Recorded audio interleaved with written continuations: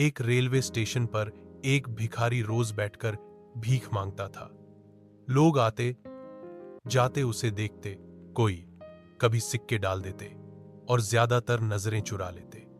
उसकी जिंदगी यूं ही गुजर रही थी। एक दिन एक अमीर आदमी वहां से निकला। भिखारी ने हाथ फैलाया और बोला, साहब कुछ दे दीजिए। अमीर आदमी मुस्कुराया और बोला, तुम हमेशा मांगते ही रहते हो, कभी किसी को कुछ दिया भी है? भिखारी चौंका और बोला, मैं तो भिखारी हूं, मेरे पास देने को क्या है? आदमी बोला, यही वजह है कि तुम्हें बहुत कम मिलता है। जिंदगी में वही पाता है जो दूसरों को देता है। यह बात उसके दिल में उतर गई। वह सारी रात सोचता रहा कि मैं क्या दे सकता हूं। अगले दिन उसने स्टेशन के किनारे खिले फूल देखे और सोचा, जो भी मुझे भीख देगा मैं उसे फूल दूंगा। उसने फूल तोड़े और यात्रियों को देने लगा। लोग उसके इस अंदाज से खुश हुए और पहले से ज्यादा उसे पैसे मिलने लगे।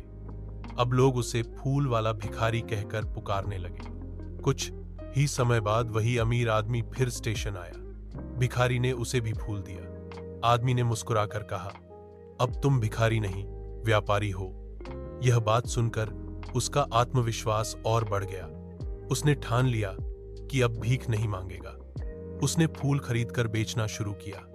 धीरे धीरे उसकी आमदनी बढ़ने लगी और वह छोटा मोटा व्यापारी बन गया।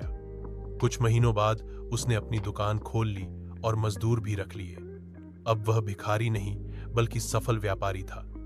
जब वह दोबारा उस अमीर आदमी से मिला तो बोला, साहब आपकी सीख ने मेरी जिंदगी बदल दी। अब मैं भिखारी नहीं, फूलों का व्यापारी हूं। अमीर आदमी मुस्कुराया और बोला, कमाल है, इंसान अगर सोच बदल ले तो जिंदगी भी बदल जाती है।